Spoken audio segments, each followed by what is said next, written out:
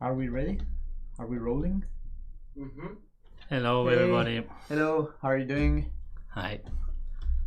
So we've come here to answer some questions. Yeah. Hopefully, questions related to this amazing keyboard. Is there someone asking already? Yeah. Can you demo the inverted tenting? Okay, that's a good one. So we've come here. Okay, so right now we don't have the top camera, so it's gonna be a little bit more difficult. But you have this little leg here, so you have two positions. Okay, let me.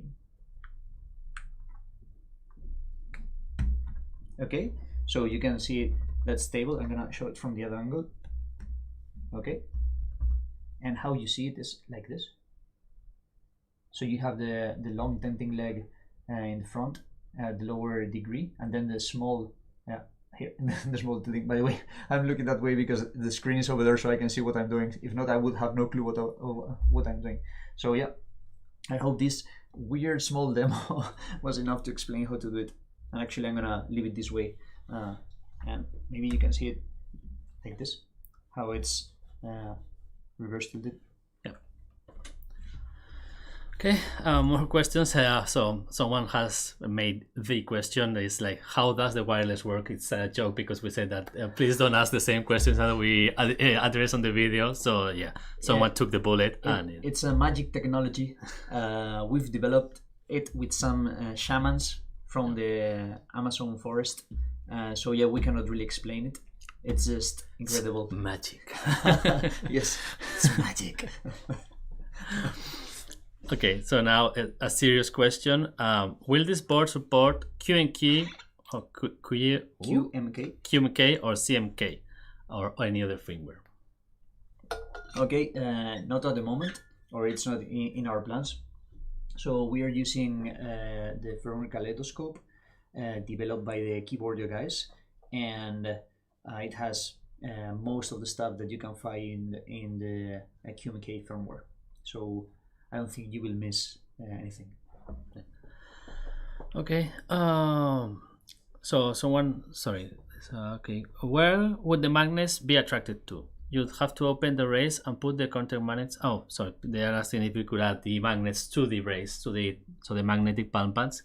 Mm-hmm. If we could add them, retrofit them to the race. Oh, understood. Okay, yeah, it's not possible because it would require to have magnets inside, and actually in the Defy, so the race should have magnets inside, but not only that, the kind of the upper case should be thinner. So we are kind of milling the top panel to get closer the magnets to the surface of the Defy, so there's more kind of magnetic power with the palm pads. So it's not only about the palm pads, but also it's about the keyboard inside, but not only the magnets, but also the top panel. Yeah. Okay. So the race 2 will have it, but yeah, we need some time for that. Okay, so I have a question from Baka Kafka. Mm-hmm. Any plans for other keycap sets in the future? I have two rays, and both keycap sets were replaced with others because of the OEM profile and rather thin aspect of the ones they came with. Okay, just to make sure I understood the question is if we will have more keycap sets. That's correct. For the Defy or for the race. Okay, so the Defy is having Cherry MX profile keycaps, so that's something new compared to the race. In the future, all our keycaps will be Cherry profile, and I think this is not about the Defy, this is about the race, but we are adding again probably the Japanese layout, but that's coming in the future. And something that we've wanted for a long time is to have colors in our keycaps, but we've been talking with suppliers and so on, and we haven't found yet a supplier that can have the kind of the quality, the finishing that we want in the keycaps. So there's already quite a bit of offer from different brands. So even though we would love to have it, it's not something that we are actively pushing forward because we are kind of overwhelmed with the development of the Defy. So short answer, yes, we want to do it. We will do it in the future, but it's not a high priority right now. Okay, so a quick question from Dani Perez Casares. That name I can read easily. Okay. Yeah, I think he's or from Spain or from Latin America. Yeah. Thanks, Dani. So will the dash keycaps have an additional cost? I think I can answer that one. Okay, go for it. Yeah, so so no extra cost. You can choose Dash keycaps or any other language if you want, and so either black or white, and none of them will have extra cost. By the way, the Dash keycaps are amazing. Yes, they look amazing, like light getting through and the kind of minimal I aesthetics. think we have the black white ones there, which are white are my favorite Dash keycaps. Yeah, so you can see them here. It's not focusing. Because it's not in autofocus. Yeah. And we have Julian focus. Julian manual focus. Okay. Yeah. So they look really good, and the texture is really good in white. It's actually really nice. Yeah. Yeah. And here we cannot show it this way, but the light is amazing. So if you're considering buying the Dash keycaps, super recommended. If you're not someone that really needs to look at the keyboard to check where the keys are, where the letters are, go for it. Yeah, and if you need a bit of help getting used to the Dash keycaps, you can just color each column of a different color, for example, so you can get some reference. Or some specific blocks of keys, you can change the color, so when you look at the keyboard, you have that visual feedback, and you will learn quickly where the keys are. I kind of have a different color for the F and the J, so I can quickly place my hands where it should be, but that's it. That's my little trick. Okay, so on question by Giovanni Micali. On Reddit I read that maybe in the future you will also sell only the top panels in different colors, so we can customize our keyboards. Are there any news regarding this? Yeah, no news. We are not gonna be launching with the extra top panels on sale, but that's by on sale I mean selling them, but that's something that we have in mind, and it's something that moving forward we will probably have. Okay, can you buy an extra set of Dash keycaps for the Defy? So get normal set plus Dash, asked again by Baka Kafka.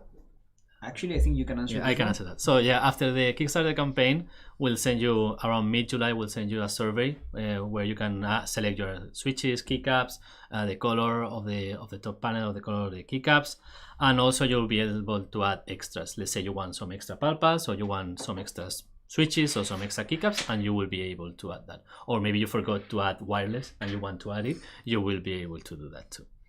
But don't forget to add wireless. Okay, yeah, X table, and then something I cannot read. I love the white keycaps and the rest pads, but I'm afraid they will discolor over time. Okay, I don't think they will discolor in any case. What could happen, for example, let's say, I don't know if it's the case, but imagine that you had some makeup or something in your hands and you were using the keyboard frequently and you had makeup, then maybe they will be tainted by that makeup, for example. But I don't think they will lose the white color. In any case, it kind of would be the opposite. Some things could taint it, but this has to be kind of some kind of product. So regular use won't taint it. So it shouldn't be a problem. I mean, one thing is true, like they will get a bit dirty. You will have to clean them more frequently. Yeah, so, but that's it. It depends on how much you wash your hands. Yeah, exactly. Yeah, then the lifespan of the palm pads are gonna be depending on your personal cleanness or hygiene. But they're very easy to clean. Yeah, exactly. They're very easy to clean, so it shouldn't be any problem. Okay. Can switches be removed to use more minimal layouts? Asked by, oh, this is gonna trick me. Bleakly Mowgli Boops Sass. Do you mind repeating the name, please? Yeah. I didn't get it. You enjoy it, right? Bleakly Mowgli Boopsas. Okay. Amazing name. Okay, the question is if we can remove the switches? Yeah, if you can remove some switches, so let's say you want a less minimal layout. Like for example, I think the Moonlander you can remove switches and you have like keycaps. And add some little blocks. Yeah, for sure. Yeah, the keyboard is hot swappable, so you can remove switches. So if the question is if you could then cover the holes, yes, for sure you can. Okay. That was fast. Okay, then this AN is asking where is Dominique? Sorry, it's me now. You didn't realize, but once there were 40 people on the live, and when they saw my face, we went down to 25. and it's completely understandable. Maybe we should get some kind of fancy clothing, some wigs, stuff something like that. to be at the level of Dominique. Yeah, please, thank you. Yay! So Dominic is coming right now. Well, this is gonna be tough. Is it better now? So she's the new Dominic. It's going up. It's going up. Dominic. Actually, Dominique it's a French name that is also for male, right? By the way, you're full of orange hair all over the place. Orange hair in my mouth now. Okay, so where's Dominique? So she's traveling around. Yeah, she's on holiday. Yeah, she's in the Philippines. She's gonna be there for some time. So I'm sorry, you won't see her soon, but she'll be back at some point. Okay. Sorry, I'm trying to find. So Bigly Mugly Boobs says sorry for his he says random name. So yeah. Okay. Please, the names. Yidi Yada or Yidi Yada. Is the next stretch goal is not reached? Will the Daredevil Red and Atlantis Blue colorways be offered for a higher cost? Great question. It's something that we are thinking on it, yeah, because the colors are awesome. Actually, they're over there, right? You can see the red and the blue, and we want to have them. We want to offer them. So I would say that even if we don't reach, it's something that we are heavily considering offering it in the Kickstarter and also offering it moving forward. Yeah. So in fact, on Kickstarter, the stretch goal, they are already an extra. So if we reach the goal, they are, I think, a 50 plus euro, 50, yeah. plus 50 euros extra, and yeah, so that's something you can add. And if we reach the goal, even if let's say we reach the goal last minute, you will be able to add that in the post-sale survey, just like keycaps or wireless. Yeah, that's something that we would like to be able to offer through our products, that this kind of level of customization. Something fairly common is kind of in the keycap world, changing the keycaps, right? But in the keyboards, it's not as common having different top panels, particularly from when they're made from aluminium, right? Because it's kind of more complicated than just a plastic piece. So it's something that we want to do moving forward. We tested it with the race, with the races that you see here in the back, and the community kind of received it very well, and we love the colors, right? So we want to make it happen. Yeah. Okay, so the AN is asking how much would the replaceable pads cost? I think I don't know that from memory from the website. I don't know exactly, to be honest. I can look it up quickly, but in the 30 back area, yeah, 30, I think it's 29 euros. Yeah, maybe? something like this. Yeah, around 30 euros, $30. Dollars. That area. Yeah. I can check it pretty good. So it's 35. 35, yeah. Okay. So that was the area. Yeah. Okay.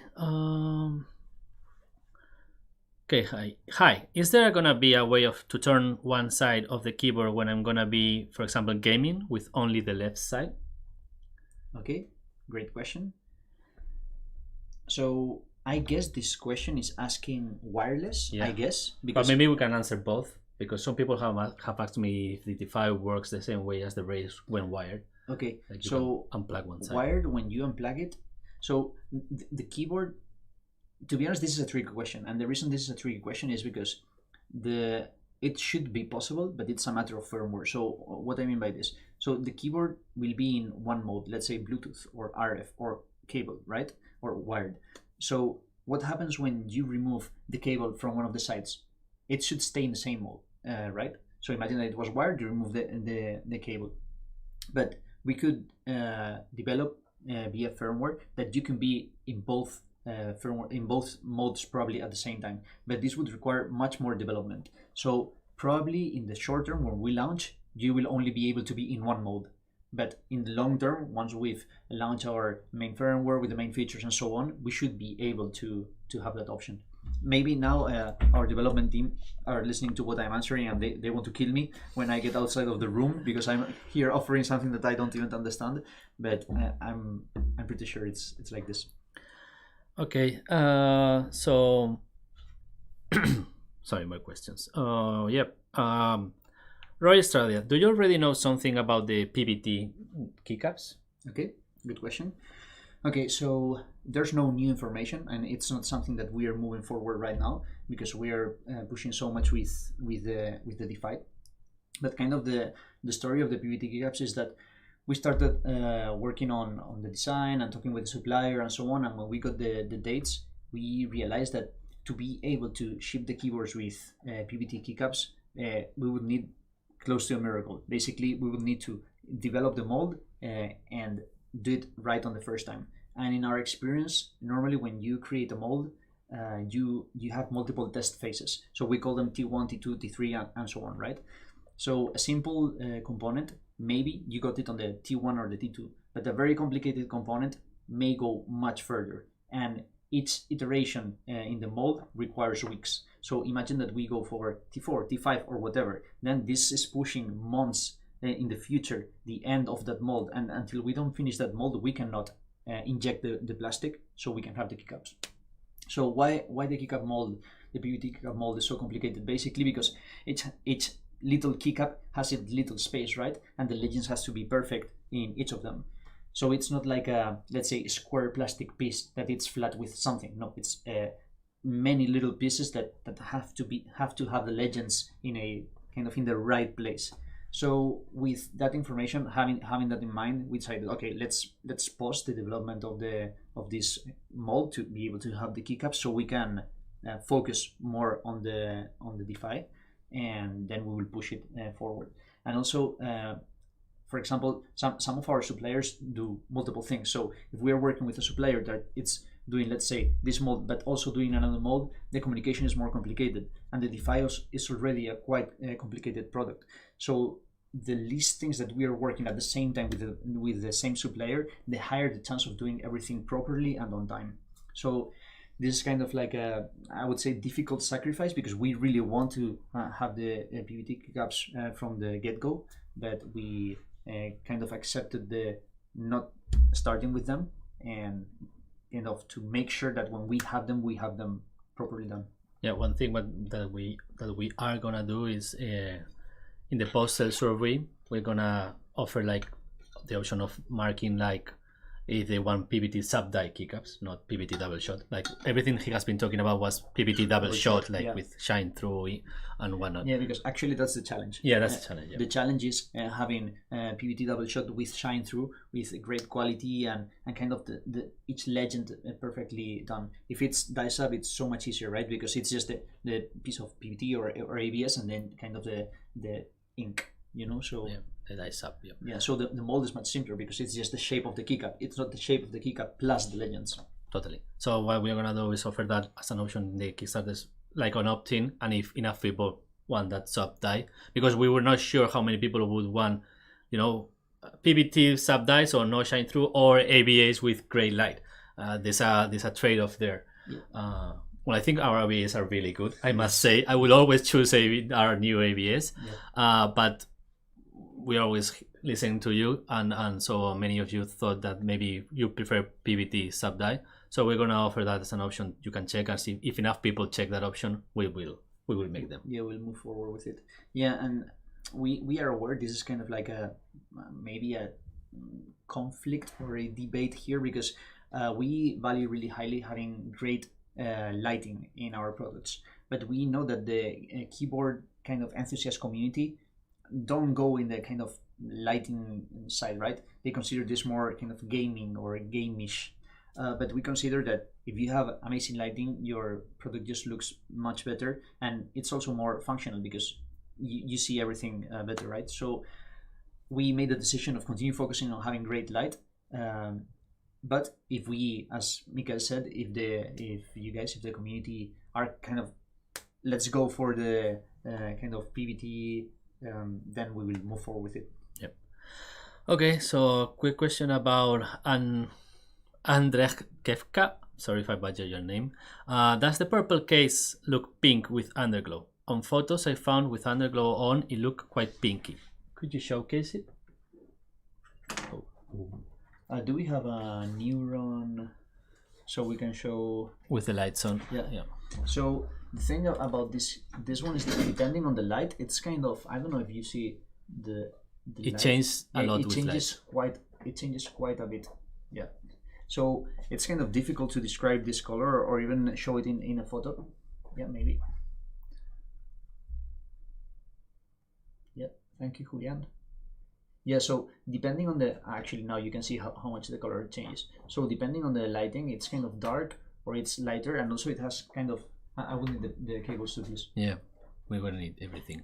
Anyway, so while Julian is giving us the cables, so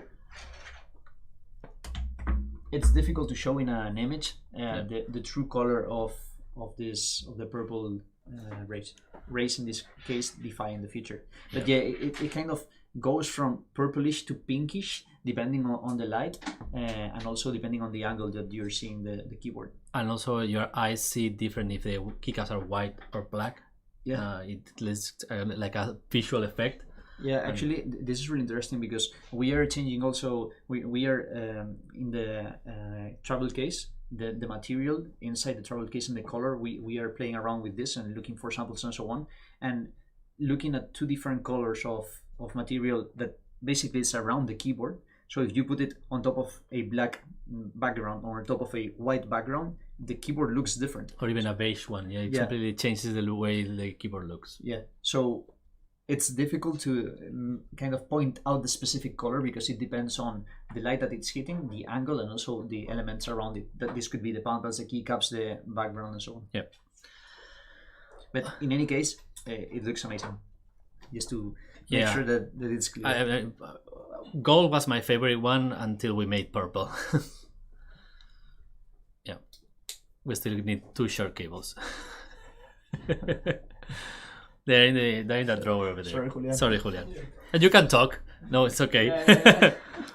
Okay, so while Julian finds so I'm gonna call him Bleakley because the name is too long. Okay. So Bleakley is asking, can you both speak on your opinions and experience on ortholineal columnar? Do you both use QWERTY or something else? Okay, great question. So currently I use QWERTY. But while we were developing the shortcut, and this was in 2017, by the way, I'm going to stop doing this while I'm answering, and later I will come back to it. So in 2017, when we were developing the shortcut, so the shortcut is a columnar keyboard that has only 3 keys per column, and that had 8 buttons per thumb, and these were 2 joysticks on each thumb. So actually, I made the kind of, I'm not sure if crazy is the word, but I kind of created my own layout. And if I remember properly, it was based on the Workman layout, and it was a hybrid, taking into account that I kind of type half in Spanish and half in English. So I kind of rearranged keys, taking into account the frequency of the Spanish words, because English frequency of the letters and the words and so on it's actually quite different from Spanish. So for example, in English you use the double V so much more than in Spanish, for example, or the H. So yeah, my experience was for many months creating my own layout and typing with it and learning how to type in the shortcut. And then eventually when we stopped developing the shortcut and we moved into the race, I stopped using the shortcut and I went to race, and I just went back to QWERTY. And actually also in kind of my transition, I had a gamer technique, so I kind of typed with a couple of fingers in my left hand and kind of another couple of fingers on the right one. So I had to kind of train myself to touch type, and kind of on that process, I didn't want to train myself to use my own language, my own layout plus retrain myself. So I just went back to QWERTY. And then when we were testing for the Defy, I was using also QWERTY for a couple of months. But yeah, so short answer is I use QWERTY. Long answer is I did weird stuff that it was very interesting, but didn't eventually end up being kind of a layout. Yeah, I've only ever just tried columnar, not go full columnar. The only weird thing I do is I change my ñ in Spanish for apostrophe in English, and that's it. Yeah, actually, what he said, like in the Spanish layout, I've rearranged a few keys to different places. So, for example, on the pinky, there's a Spanish letter, a letter that you use quite a bit in Spanish that is similar to an N. So I've moved it to my thumb. So for example, in the race, I actually have that key in my thumb, and then I've moved another key to the position. So yeah. And I have that key in another layer, or instead of that, I have the apostrophe for writing faster in English. But so small tweaks. Yeah, this is one of the advantages of being able to create multiple layers and rearrange keys, that depending on your typing technique, what's comfortable for you, you can move around things. And in my case, for example, my pinkies are not the smartest, and this is the ring finger. Yeah. Okay, and my ring fingers are quite long. Now I know my fingers. We're laughing because I think in the last Q&A we did something similar talking about ring fingers. We missed the fingers. We got it wrong, yes. So yeah, one of the advantages of the multiple layers and being able to rearrange things is that depending on your typing technique, you can move around things, and even if it's not a completely different layout, it could be QWERTY, you can move around a couple of keys and you can find it super comfortable. But I think this is particularly important for Europeans because they have more letter keys that are more kind of on the right side. But for example, let's say for people from the US or UK that are coders, for example, moving the brackets, we need to a different layer and so on. So I do some, I wouldn't say coding because it's HTML and CSS, but for example, all those brackets that we use, I have that in another layer just in the home row, and it's much more easier, especially in the Spanish layout where those symbols are always shift or alt-gr something, which is really complicated and hand stretching. So I have everything in the home row, and that's really useful. Okay, so Adam Rennie is asking, will we be able to request the digital files in order to 3D print our own keycaps? Okay, these ones are normal ones. Yeah. So I guess the question is about the thumb keys. I guess. But So the other keycaps are just standard cherry profile. So I'm sure they're already in the internet. And about the thumbs, yes, for sure you can request it. Like in the past, for example, with the rays, there's Reddit posts from some guys of our community and it's also in our support page. So and it's in our support page. So we've shared our thumb cluster design from the rays, so people can 3D print the keycaps, because we are aware that this is kind of like a unique thumb cluster. So if people want to have more customization options, there are not that many. We hope that in the future we have custom keycaps with different colors and so on, right? So this is not needed, but in the meantime, you will be able to request the 3D and we will share it. We are not sharing it now because the keyboards are not in out there in the world, right? We are still in the manufacturing phase, but we will. Okay, Juan Manuel Santos. I love Spanish names. I remember we had to wait a while for the original race since the Kickstarter ended. Do you foresee any possible delays for the Defy, or can we be confident that Santa Claus will bring it to us? Okay, great question. Okay, so actually the race was delayed like a year and a half or something like this, and I must say that it was a massive challenge. And this was back then when we started the project, we were literally 3 people. It was me, our product manager, and electronic engineer, and I have some good ideas, but I'm not an engineer, so it's like I couldn't help that much on the development phase, right? The development and the manufacture. And we faced so many challenges from the development of the product to the DFM, that is the design for manufacturing, to the manufacturing. And we traveled many times to China. We had many issues with suppliers. It was crazy. Good thing is that we learned a ton. We learned a shit ton while this process. And not only this, but this was our first manufacturing. But actually, and now we are moving to the 4th manufacturing of the race. So this means that we've learned so much more. And also, for example, we've created the denting, and also I think we've done 4 or 5 batches of the denting. A lot of batches of the denting. A lot of batches of the denting. And now our relationship with our suppliers. So, for example, we've been working with some of the same suppliers for 4 years. So now we actually have a relationship with them. And also because now, instead of being a promise of a keyboard, we are actually a brand that has a keyboard, and we have clients. It's so much easier to go to suppliers and negotiate with them and kind of have some kind of leverage. So all this long answer is to say we've learned so much more that we believe that we should be able to hit the dates. Of course, things can happen. So for example, let's say that China decides to close Shenzhen because of a COVID outbreak or whatever. We can control Chinese government, but we should be able to reach the dates. They are tight, honestly. Our development team, they're kind of sweating. It's not like they're happily chilling, drinking some beers, but we should be able to hit the dates. Okay, so maybe we can show the because they are asking if it, like QQ confirms that the purple case does sometimes look a little pinky with underglow. It's glorious, so he thinks it's a very warm purple, and with your own lights and LED settings you can influence how it appears. I don't know whose layout this is, so the Neuron is just random. I don't know whose Neuron this is, so I cannot show that much.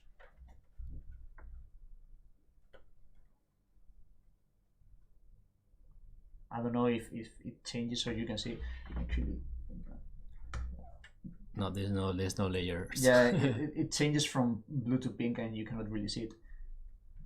Yeah, for example, with this underglow, I think it looks even more purple, but maybe with a white underglow, it influences the color and it goes a little bit pinker. Yeah, and I'm sorry I cannot change the colors because I actually don't know. Oh. That's this is slightly different, but it's kind of pinkish too.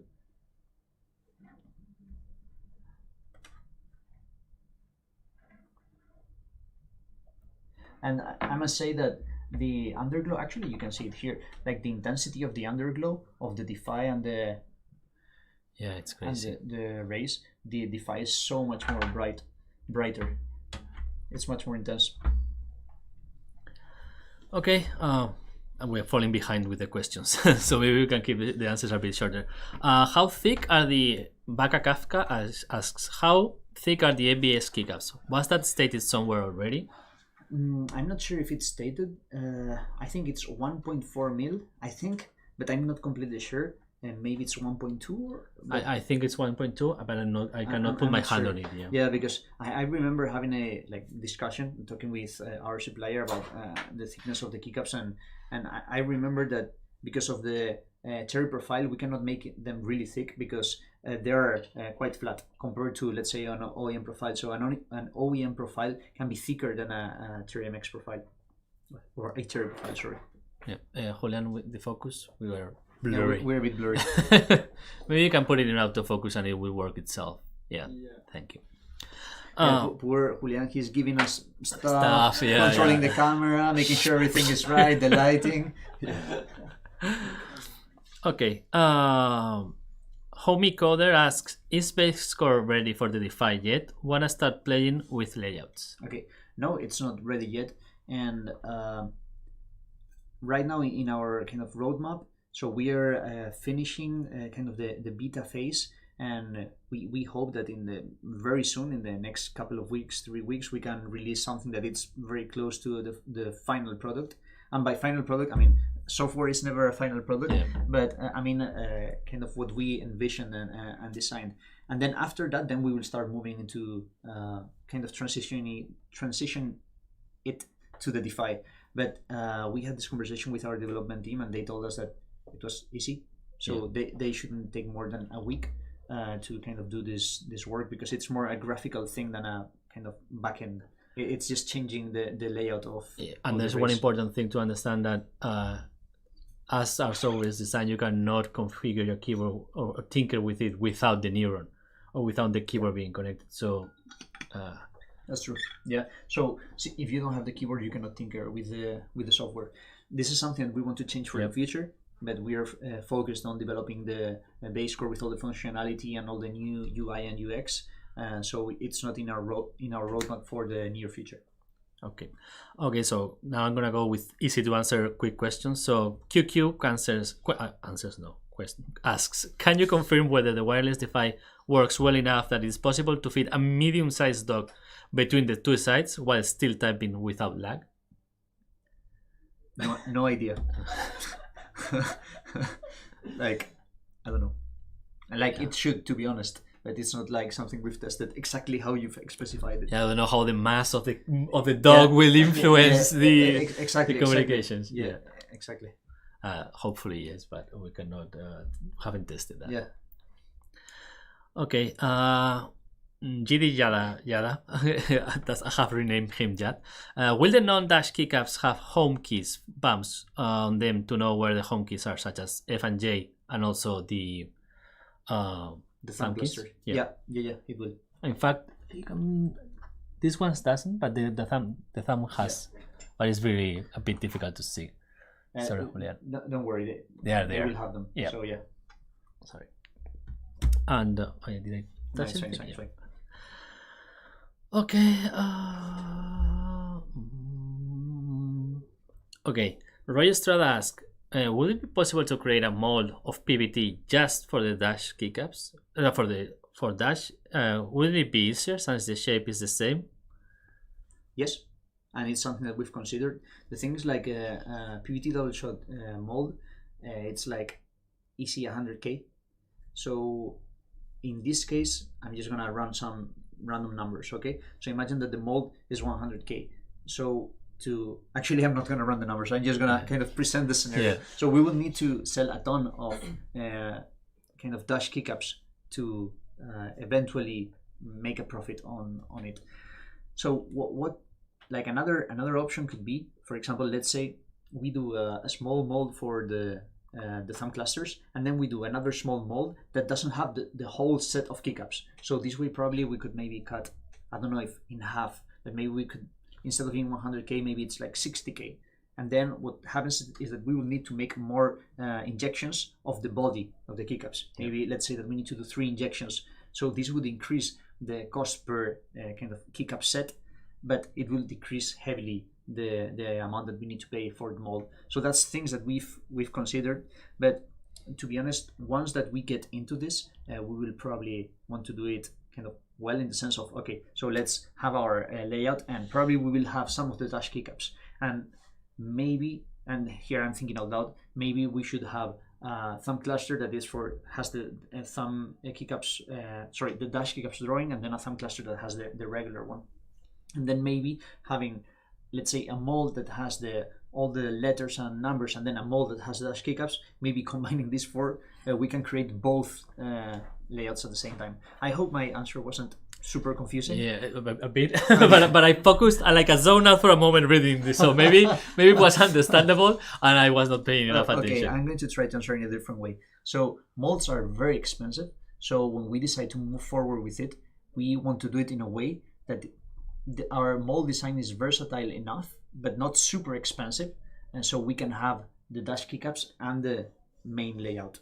That answer was a bit more clear. Right? And one important thing is with that, with creating your own mold, you commit to that mold. Yes. And something that we are trying to do is that our design for the PVT double shot keycaps for the Defy, most of the keys we can use them also in the race, because this way we don't have to pay another 100k or whatever to create another mold for the race. Maybe we can do smaller molds and maybe do something to combine them. Again, this will have the drawback that you have to pay more per keycap set because you have to do multiple injections, but overall it makes sense financially. So this wouldn't be this way if we were a massive company and we would be selling a ton all over the globe, selling keyboards to everyone, right? If that was the case, then you just invest in the mold and then you inject, and you're just printing money, right? But we are a small startup, and for us, 100k mold is actually a lot of money. And even though you see that our campaign is reaching the 1 million or is getting closer, manufacturing is going to take a large percentage of that money, and then you have to pay all the development of everything.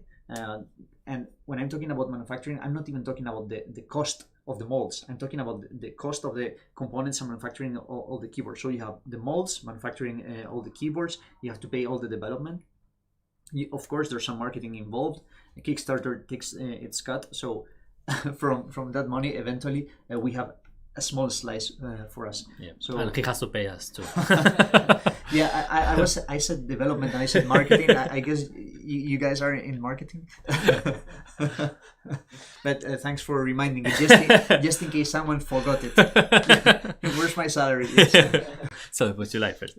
Okay, so Veridis asks, how was the process of when designing the pink stagger? Would have loved more pink stagger. I understand. Okay, that's a great question. So going back to the shortcut, so the shortcut back then had an aggressive pinky staggered, and what we discovered back then that actually transition. I'm gonna take this. Okay. So maybe we can make it work. Sorry. Okay. Then we can show stuff. No worries. It's a brief interruption. Yeah, we we try to have a camera up here so we can change between angles. Anyway, so answering the question about the pinky stagger. So in the shortcut design, we have a much more aggressive pinky stagger. The thing is like the position of the pinky is connected to the position of the thumb, even though this sounds kind of crazy. So the lower that you move your pinky, the higher that your thumb goes. So this means that the arc that your thumb describes or makes the curve, it's kind of different. So when you're thinking about the pinky stagger, you have to think how this affects the thumb cluster design. And us having two rows of thumb cluster, the Terry switches and the low profile, Terry stem switches and the low profile switches, this means that if we went too hard into the stagger, our thumb, instead of curving, should go more straight, but then it would make it really uncomfortable to reach the inner keys. So this is a long explanation to say that this is an ergonomic thing.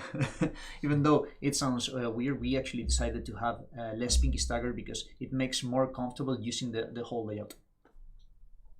Great. And we will make a video about this in detail. Yeah, and actually we've had a video in the works just to talk about this for quite some weeks, but we are overwhelmed with the amount of work related to the Kickstarter campaign and the development, so it's still in the makings, but we will explain this in detail. But it was a great question. Okay, so we must say hi to Dominique because she's in the chat. So hi, Dominique. Yo, how are you doing? Are you having fun? Are you scuba diving? How's your family? Everything good? I hope so. Okay. Dominique is back. I'm not gonna put it back. No, please. So Clayton Dool asks, how do you connect wirelessly to two computers? Wife currently has sorry, my English just went out of my head. Logitech with two dongles, allowing keystroke switching from one laptop to the other. How is it possible to do with the Defy? Okay, so I'm not sure if I understood the question correctly. So what I understood of the question is how we're gonna do it so you can move from one computer to another? Yes. Okay. So you can do this via Bluetooth. So you can connect via Bluetooth to a computer. So you pair it with a computer and then you pair it to another computer and then you pair it, and I say computer, right? It could be a phone or it could be an iPad or whatever, right? And then with a combination of keys, you will be able to go from one to another. Great. Okay. There was a question back that I forgot to answer. It's like, how long do we spare to give support for the race and the Defy, let's say, spare parts and whatnot? So we have 2-year warranty, but after that, what's our support expectancy? That's a good question. I would like to answer forever, to be honest. That's not a realistic answer because our suppliers at some point probably wouldn't give us the components, right? Because, for example, in Europe we have this 2-year warranty law, but in US is 1 year. And when we negotiate with our supplier, they actually don't give us 2-year warranty. They give us like a year and a couple of months warranty. So this means that for us to have spare parts, we actually need to stock them. That we do. And we don't have a massive defect rate or anything like this. So it's not like we are kind of using those spare parts and we won't have. So I hope that we have spare parts forever, and if we don't, we will find kind of a good solution for the customer. So let's say, I don't know, I'm thinking out loud, but somehow we will solve their issue. If it's not with a spare part, it will be or with a better product or finding a way of having that spare part or fix it. I'm not sure if it was a bit mumbly, my answer. No, but I was paying attention, so maybe it was that. But yeah. Yeah, but for us is like, even though sometimes we go maybe too much out of our way, but we believe that the success of our company it's really because of our customers. So making sure that customers have the functional product as long as possible, it's a top priority for us. Okay, so I lost it. Oh yeah, Enzo622 asks, any experience reviews from folks using Bazecor 2 for steno-coded entry with any key, or maybe a layer can be customized to tie into Plover software. Okay, so if I understood this properly, you're talking about stenotyping, that this is what they do in, let's say, in chords and so on, and that they type so fast, they type at 300 words well, per it's minute. kind of something special, like people who do, like let's say in a chord, that they have steno machines. So, yeah, exactly. So 2 or 3 keys at the same time, and then it makes a word. Yeah, exactly. Yeah. Okay, yeah, then I understood it properly. So if the question is if you can have a steno with Bazecor, the answer is no. But if I remember properly, Kaleidoscope, our firmware, allows it. So this means that the graphic configurator doesn't have a way of making it happen. But if you are a coder and you were able, or you understand the firmware good enough, you could probably set it up in a way that you could use steno. But this is from I can add something to that. So that we have some users that use Plover, and so Kaleidoscope is compatible with Plover, and there's an app that you can put, and then you can configure a layer with the visual. The only thing they cannot do with Bazecor right now is to auto trigger it. So there's some, I think QNK has this, that if you do this kind of combination of keys, it will automatically like pull or go into steno mode. Go into steno mode. That okay. Basically you cannot go into steno mode, but you can just move to that layer. And then you would be in steno mode. Okay, so you can have a steno layer and a regular layer. So you will need to hit the move to layer key, and then you should have a macro to like put your computer into Plover mode. Oh, understood. So you need those two things, like have a macro that you put your computer into Plover mode and go to your Plover layer. Okay, so it's basically 2 keys. Yeah, 2 keys. You have to press 2 keys, and then you're ready to use the steno. Okay. Yeah. Okay. And it's pretty straightforward if you know your way around steno. Okay. Hopefully not already asked. Why not have extra keys below outer 2 or 3 columns to make them 5 tall? Use those keys on my ergodoc. So like, why don't we have our understood? Yeah, understood. Okay, so this also for it's an ergonomic decision. So those keys in the regular keyboards were designed so, let's say in the bottom you move your right hand and then you use you press the, let's say, control or whatever, and then you use the left hand. But people don't use it this way. Actually, if you're gonna use the left hand, you would do left control and click a key, right? And this is not good for your wrists. It's not good for your hands. So even though for people that are used to this, it's better to use the thumb keys for the modifiers. So having so many thumb keys that are easily accessible, we believe that this is a more ergonomic design. So this is let's say a trade-off at the level of why the race doesn't have arrow keys. That this is something that we've been asked so many times, and again, it's ergonomics, and once you are used to it, you actually prefer not having the arrow keys because you can just change layer and hit the arrow keys. So this is kind of a very similar situation where regular keys have these keys, then the ergonomic keyboard has these keys, but this doesn't mean that these keys are ergonomic in the sense, and these keys are ergonomic because we don't use it in a good way for our body, because they are originally designed to, you press those keys with, let's say, the right hand, and then you press the other key with the left hand instead of doing these twisting motions with the pinkies to those keys. Yeah. I hope the answer made sense.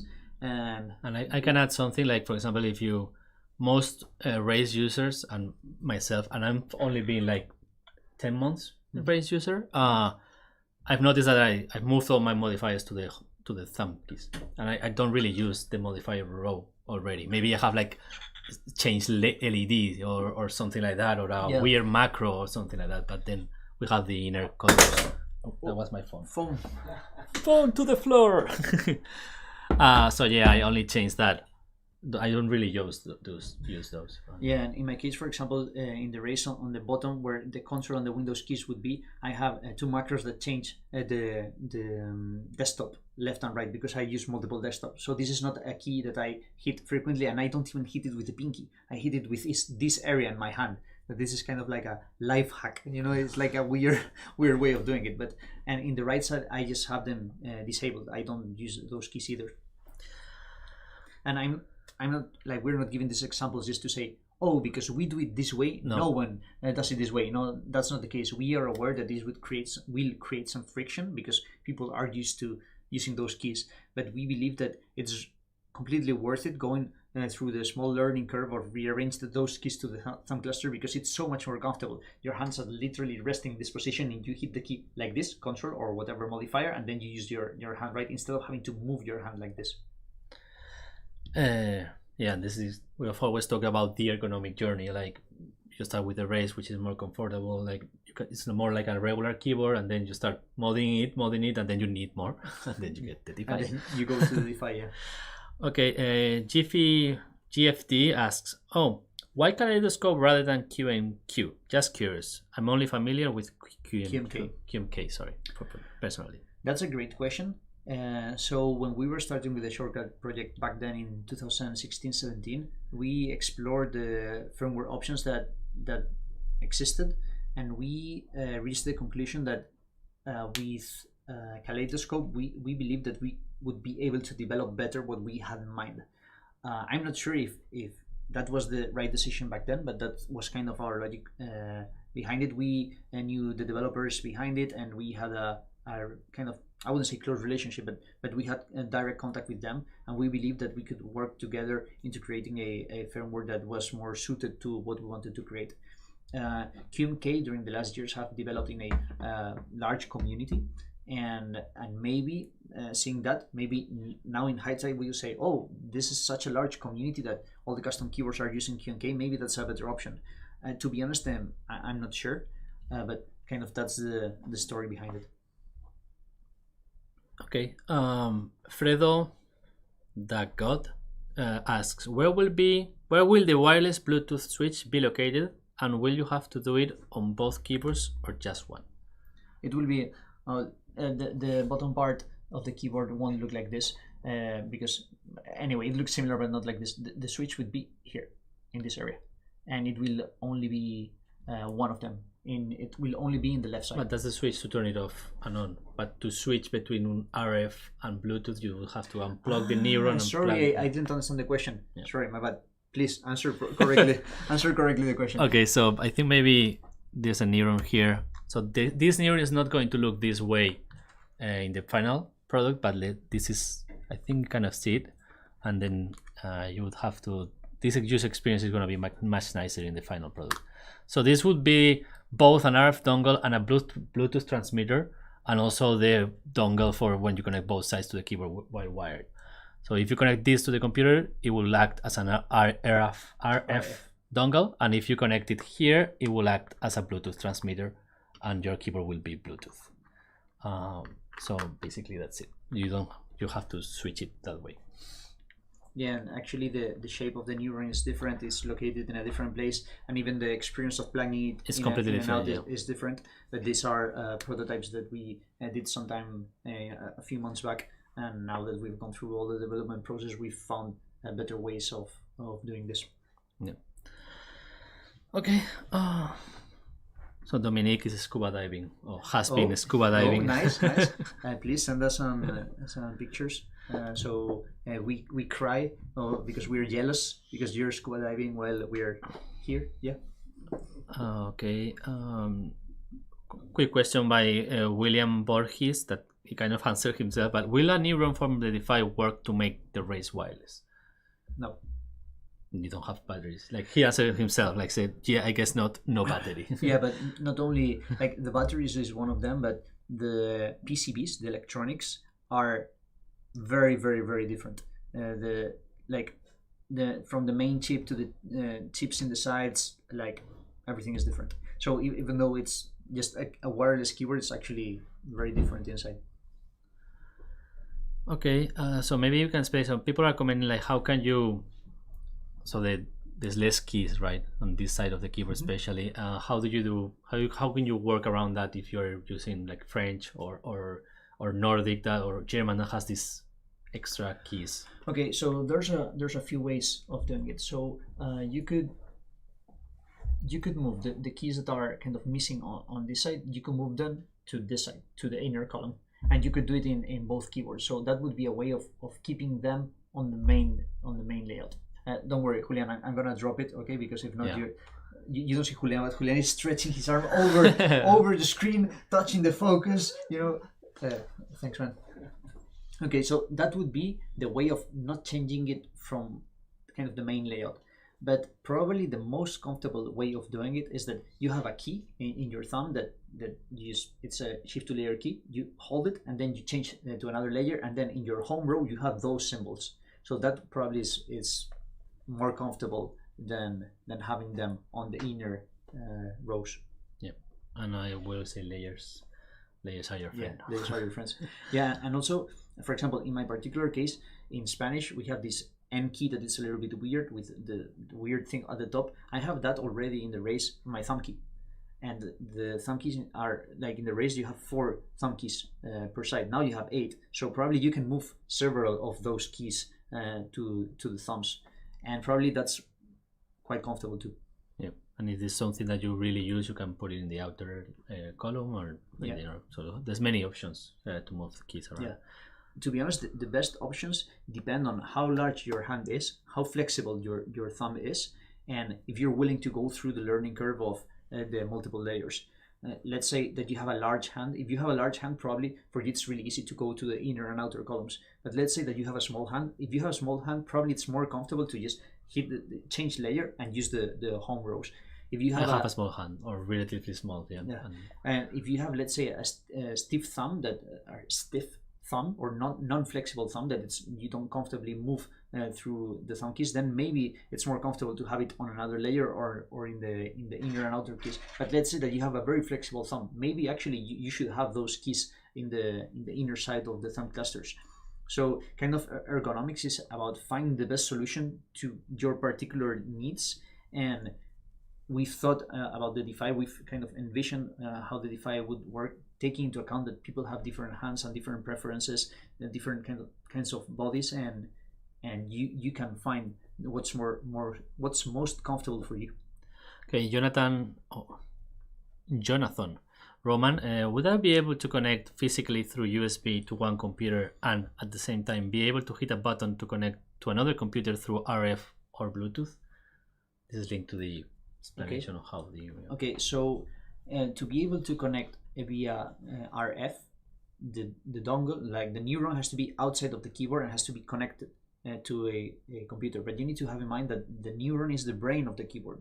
So to be able to use the Bluetooth, the Neuron has to be inside the keyboard, and then the brain of the keyboard is inside the keyboard, and then you connect directly via wireless from the computer to the keyboard.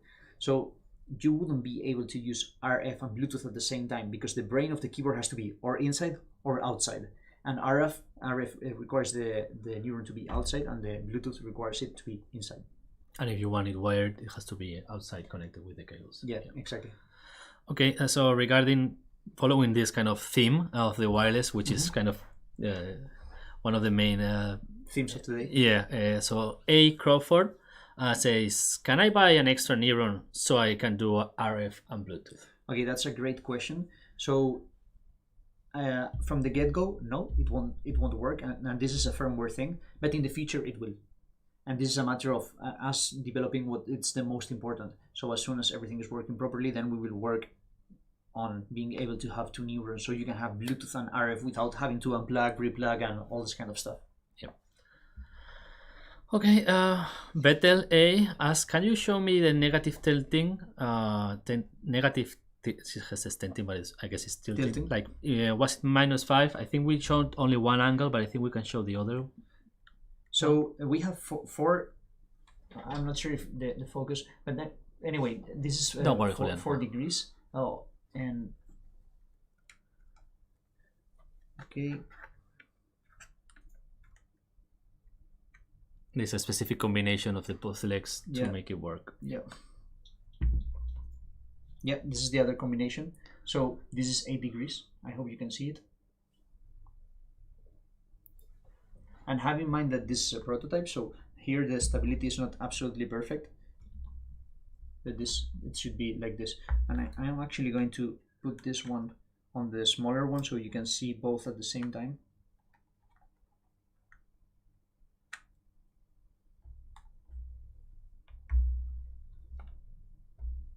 I hope you can see the difference, more or less. It's kind of like a bit more than a finger. Yeah, maybe if we put them like Like this. that. Yeah, maybe like this. Yeah, it will be. Thank you. I'm lucky that someone is thinking in this room. Yeah. I mean, you're talking, so Well, actually, you're talking quite a bit, asking. So thank you, man. okay. Can we get some hand model typing on the keyboard so to get hand to board size general idea? I didn't understand the question. You know, like kind of put your hand here so they can see how big it is. So you can Oh, have like a okay. reference of how big. Okay, it we don't have a top camera, so Sorry, this time I'm around. I'm going to try to put my hand. Okay, Yeah. something like this. I hope it's fine. And also in our Reddit channel, there's a printable life-size model, so you can do up to scale, so you can print it and put your hands on it, and kind of even some people have drawn their layouts there and have done some. If you have a race, it's the Defy is 1 centimeter taller than the race, if I remember properly, and that has to do with the column staggered. But it's in a very similar size to the race. Okay, there was a previous question that was how big, wide. So how would you compare the size of the two sides together? Maybe a 10K less, or maybe something like the race. So let's see how we can do this. You can put them together, yeah, that way. Exactly. I'm gonna put them this way, even though I hope you can kind of see it. Kind of, I hope. So if it's basically slightly wider with both sides attached. So it's slightly wider than a race. But And a race, it's a bit wider than a 60% because it has these sides here on the palm pads where I'm grabbing it right now. the sizes are also on the Kickstarter page, so you can check it there and you will find the exact sizes. And also, like, I think the size of the keyboard one together is not as important because you're gonna use it split. Yeah, split. Yeah, that's true. So yeah. So about the size, I would say it's like, I wouldn't say it's small, but it's not large at all. So it's in the comfortable middle ground where you can reach all the keys by kind of extending your hands, and each side individually is small enough to be really easy to move around, but still kind of sturdy enough to just not feel like it's just floating around. I hope kind of that explanation makes sense. But it's kind of, maybe it's because I love it, but it's well balanced. Yeah, I think it feels, when you look at it, it feels bigger because it's like tall. Yeah. But it's not. But it's really a small footprint in width. And we're comparing it with the race because we've been using the race, right? Yeah. But if compared to a full-size keyboard is massive, right? and it's very, very long. And especially it's massive in the area where you have less space, which is width. Like you usually have space in the deep of your table. Yeah. Okay. So Baka Kafka asks, are the thumb cluster switches still the same as on the race, or did you switch to another type or manufacturer? Same switches. Well, I mean, these are regular ones, so they will be the same as your keycaps, the one you choose. Yeah. And the lower row are low profile, like in the race. Kale chalk, low profile, and there are three. Depending on which ones you choose here, you will get the tactile, clicky, or linear ones. Yeah, and we have a few new options compared to the race. And now we have box white and gator and yellow pros. Yeah. But yeah, apart from having a few new switches, they are the same kind of switches. Yeah. Okay. Not a question, but I hope you keep exploring even more interesting designs. Hoping someday to never need a separate mouse to move my hands between. I hope so too. Yeah, I hope to be honest, this is something that we've had in mind for a long time, and we've already started playing around with, creating prototypes, particularly of a trackball. And this is something that we would love to have a keyboard that has a trackball in a very comfortable position. Yeah, that's in the works. Yeah, I would like that too, because I move a bit. Like when you're text editing and all that kind of stuff, you move just a bit. You need the mouse just a bit. Yeah, it's really annoying. Yeah, yeah, and also other case scenarios, like let's say you're in I would say in your sofa or whatever, and you're in a sofa and you want to do something in the TV. If you had a keyboard with a trackball, let's say, you could just have it there in the sofa and use it, right? Or let's say, for example, you're in a coffee shop or you're in a train, you're in a place where kind of space is very, very limited. Then it's so much more comfortable that you only have 2 devices instead of 3 in this case, and it's all smaller and you can put it. It's more comfortable. Okay, so quick question from Danny Perez. How does the Defy feel for gaming, being columnar and whatnot? That's a great question. So if you're used to using WASD, so this means that your pinky, it's not in the A, your pinky is kind of between caps lock and shift and control and so on. Yeah, so if that's the case, then it will be a bit weird, because the truth is your hand is kind of moved 1 unit to the left. But if you're used to having your pinky in the A, then it's kind of, the transition is seamless, and I think you would really enjoy it because you have so many more thumb keys. But to be honest, going back to the previous point, so let's say this is kind of the standard position. I'm not sure if you can see. Yeah, okay. So this is the standard position, right? So let's say that to be able to use WASD like a gaming position would be, it's like this, right? So you've moved your hand 1 unit to the left to be able to do it. But if that's the case, you have even easier access probably to the thumb keys. So I think that you could actually even enjoy it because you have more access to the thumb keys. In terms of technology, the keyboard should be amazing to game. So it's a matter of comfort and ergonomics. And I think if you have them, if you're willing to move into a columnar keyboard, probably you already have the mindset of what's better for your body. So probably you will have a very good experience. Fredo asks, do we know the latency for wireless for gaming? I remember having this conversation with the development team, and it's very low. Like it's in the quickest keyboards out there. So I don't know if it's for MS or I don't remember, but it's really, really, really low. Like both in the Bluetooth and in the RF, both of them.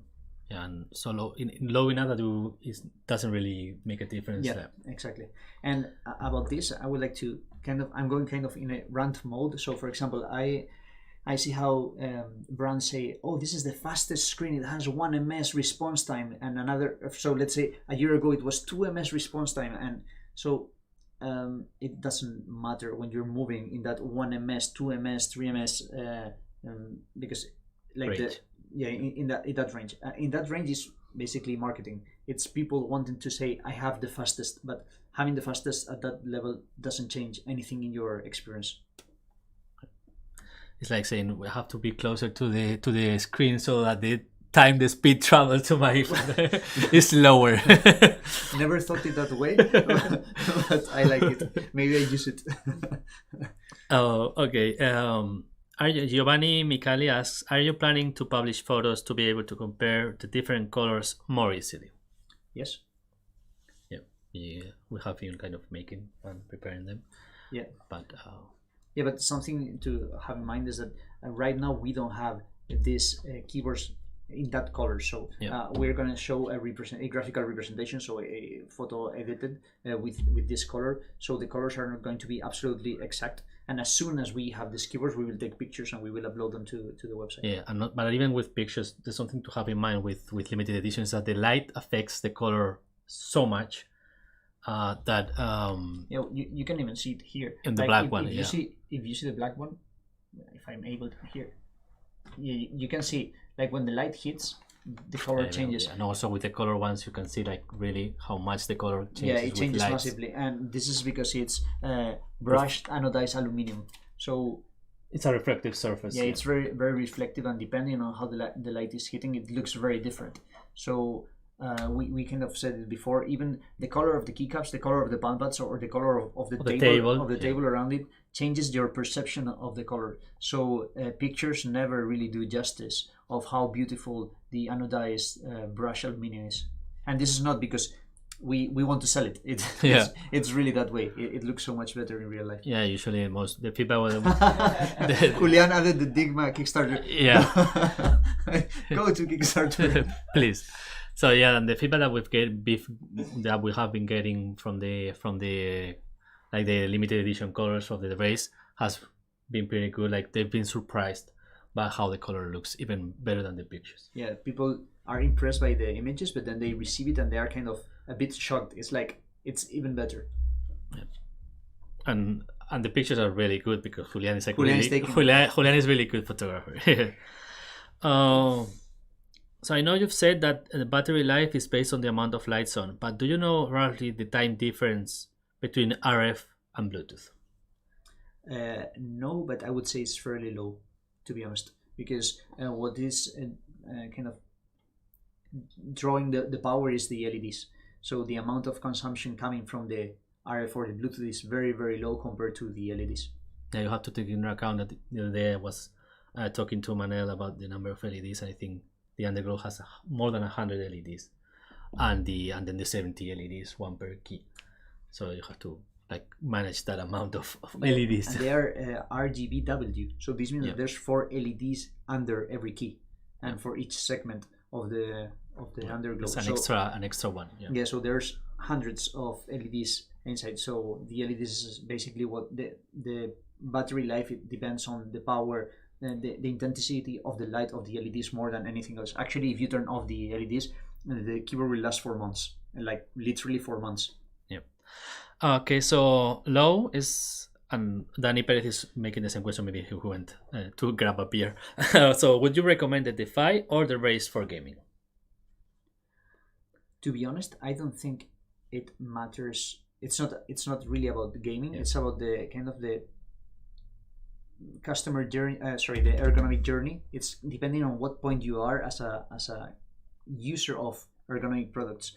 So if you're not willing to go through the learning curve of ergonomic products, probably the Race is better. But if you're willing to go through the curve of getting used to the columnar keyboard, probably the Defy is better. And I would say that probably the Defy is better because you have more thumb keys and it's wireless, and probably.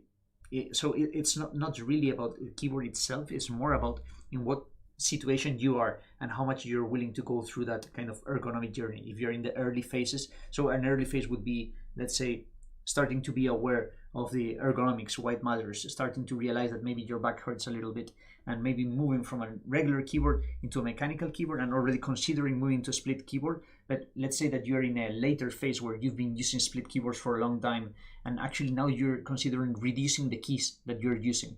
So these are different phases, and it's not really about the keyboard, but it's about the phase that you are. Then you will find a better keyboard for the phase that you are. And sorry, I'm overextending here. No, but it's a very important. That's why we believe that actually the Defy and the Race aren't really competing. It's more there are different sequences of this ergonomic phase and this ergonomic journey. And for example, the shortcut, that is the keyboard that we were developing back then in 2017, would be kind of the third keyboard. So the Race would be, let's say, phase 1, then the Defy will be phase 2, and then the shortcut would be phase 3. So a good keyboard depends on in what situation you are. I think a good analogy that I always like to think is like when you start, you like to drive and you like to race driving. You don't start with a Lamborghini. You start with a kart, and then maybe that's a regular keyboard, and then you get like a more powerful kart, and then you move into a monocoque, like kind of Formula One, but they are less powered, and then you can move. You keep improving so you go into faster cars, into faster, more complex cars that need more, like a car doesn't have even shift gears or anything, and then you get the gears, and then you get more stuff, and then eventually you're a Formula One driver having many buttons on your wheel. Okay, quick now to an easy question. Rob G asks, does it work with phone and iPad? Yes. Yeah, it's like a regular keyboard in that sense. It will be recognized like a regular keyboard. Yeah. In fact, the Race, you can use the Race in the iPad already. You just have to plug it. In the iPad Pro, for example, that has a USB port. I use it. I just plug it, and I turn off the LEDs because it draws some battery. But that's it. And talking about LEDs, it's a quick question from I lost her. Yeah, Fan. Can you have 0 LEDs in the keyboard? By 0, you mean turn it off? Yeah, totally.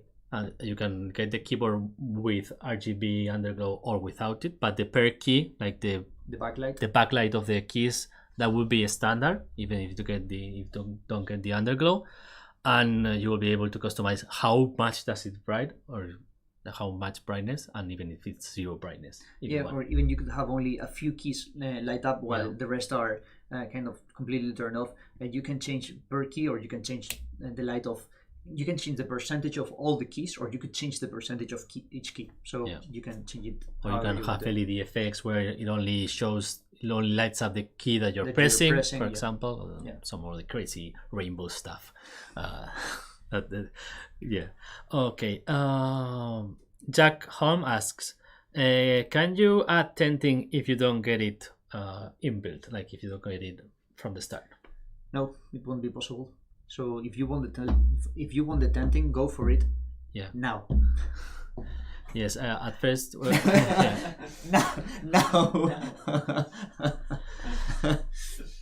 Okay. GFD asks, is it just your configurator that is limited to 10 layers, or is it the Kaleidoscope firmware itself? I am used to having 32 in QMK. I said it right this time around. Yeah, good job. Okay, so it's a matter of the EEPROM. This is the memory that the keyboard has. So the Defy is gonna have much more memory than the Race, and what we are aiming to is instead of having a fixed amount of memory for, let's say, macros, layers, super keys, it's more like we have a memory, and depending if you use more macros, more super keys, or more layers, you can rearrange how you're using it.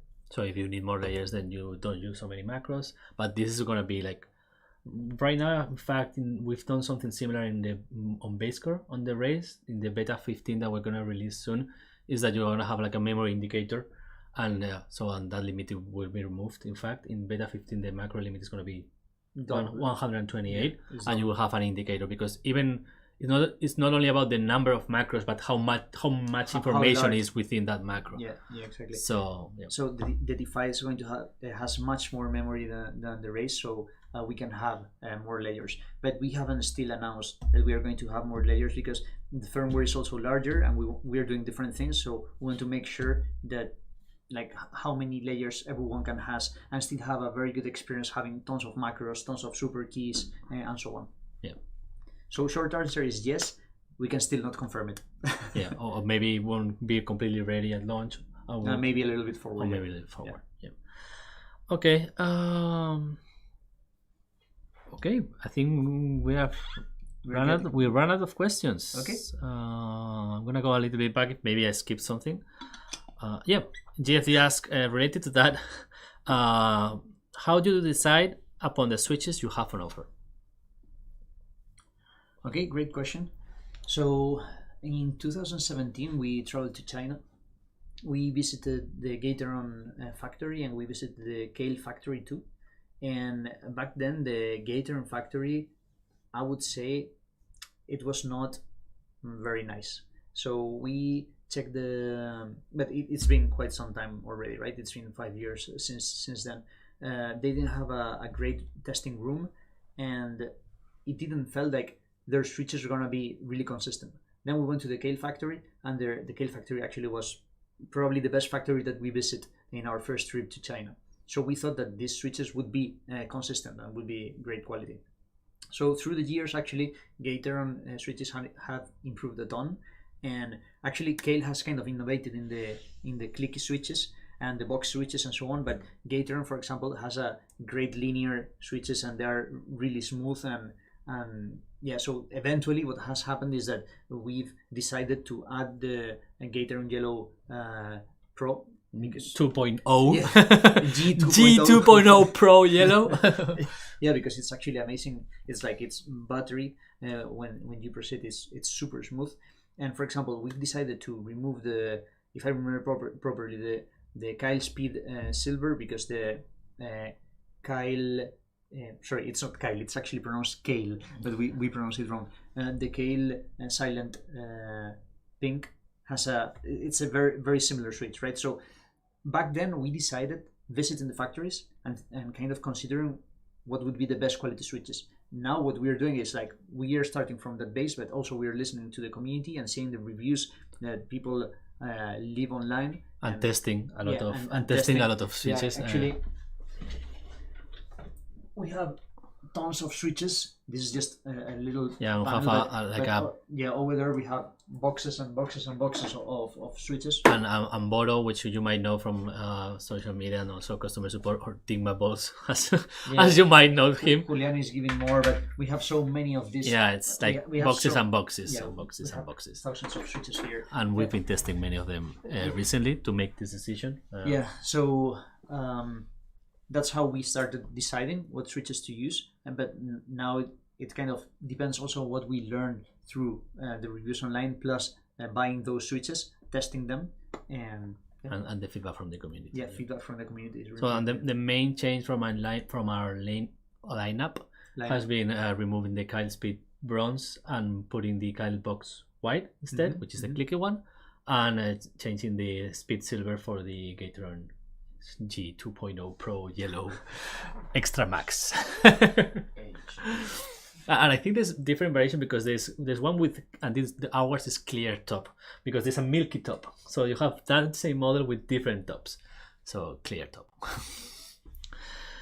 Okay, so Chris Park is asking a really good question. Is for mouse function, for like mouse keys, is there a way to change the cursor speed while holding a key? No, but I think it's a good idea. It would be really nice to have kind of like a turbo key. So let's say that you're pressing and it's, let's say, 100% speed. You hit the turbo key and then you have it 200%. So this is I talked with our developer, and that's possible in Kaleidoscope. Okay. And that's something that we will implement. Maybe not immediately, but it's in the roadmap, so it's possible. And I think it's a good idea. I agree. Okay, just going through the last questions in the last minutes of the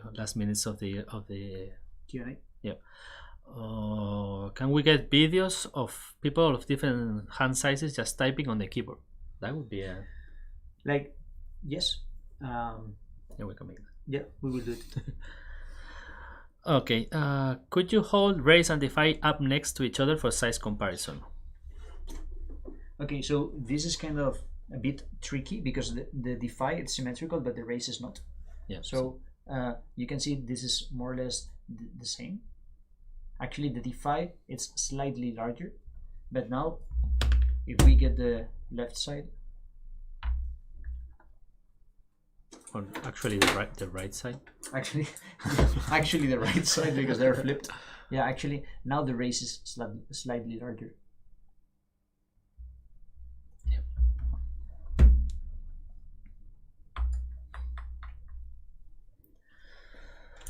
Okay, quick question about the overall weight. So I know that answer. I can do that one. So it's about a kilogram, both sides, but it depends if you are getting the wired or the wireless version, because the wireless version will have the batteries. The batteries, yeah, it will be slightly heavier. But that's around the weight. And the case will be half the same size of the race, which is also a question that I jumped to the answer, but that was the question in the same question. So the keyboard without case would be around a kilogram. Yep. And with the case it would be like 1.4 something like that. Yeah. Okay. But the size, they are asking what size will be the carrying case. The same one. The same size of the Defy. Of the race. Sorry. Of the race. Okay. Do you have any information about potential battery replacements? In worst case scenario, will there be any way to use an off-the-shelf replacement? Are they super custom? They are not super custom.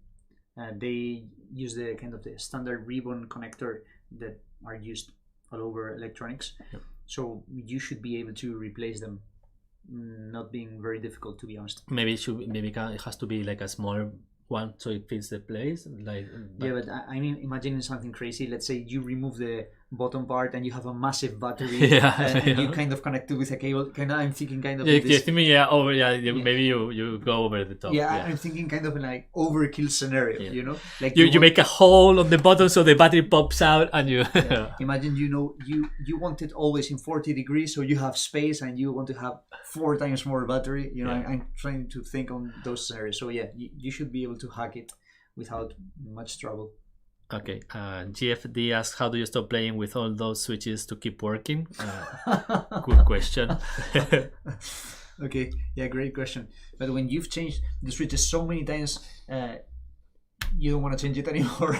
yeah. Like I have coppers on mine, and I like other switches, but I'm not changing them because it's like it takes time. Yeah, I remember some time ago, like I was testing switches frequently. So usually what I do is I only change a few switches, and I have multiple keyboards because I have the keyboard from the office, the keyboard from home, and then in the office I have more keyboards that I'm using. So eventually I had a keyboard that had many different types of switches, and I remember one of our coworkers disassembled the keyboard, saw the switches, and thought that I was completely crazy. It was Boroni. Okay, yeah, because I had so many different switches. But Like- that's a test keyboard to test Maybe, switches. but it's like linear, clicky, tactile, like in the same row. And he said that it made sense. Actually, there's something that I do that it's very weird, but it makes sense for me. So when I have a dual function keys or modifier keys, I use lighter switches, and I use double O-ring on those switches, So it's always on those keys, and that's so because I don't want to, because I have to hold those keys. I don't want to hold pressing too much, so I want lighter switches, and I have to press less. So the combination of testing switches plus my weird things that I do with my layouts with the switches made absolutely no sense. That keyboard. So we have two, I think, interesting questions to put like a bow to this to this stream. Okay, so let's finish with this two. Yeah. One is curious. Do you have a general public release date? General public release Like when date? it will be for sale on stock, I guess. Okay, so I would say the wired is for Black Friday. The wireless is for Christmas. But pre-sales will be available on our website after the Kickstarter campaign. Yeah. But the best discounts will be on Kickstarter, and you still have, like right now, it should be like 40 hours left on the Kickstarter. So Go there. Yes, go there, and you get the best deal out of the keyboard. And because on pre-sale will be a bit higher, and then when it's in stock, it will be even higher. Yeah, because there will be no discounts when it's in stock. no discounts, exactly. And then finally, what's next for Dygma? Some hints. What products will come after Defy? A mouse.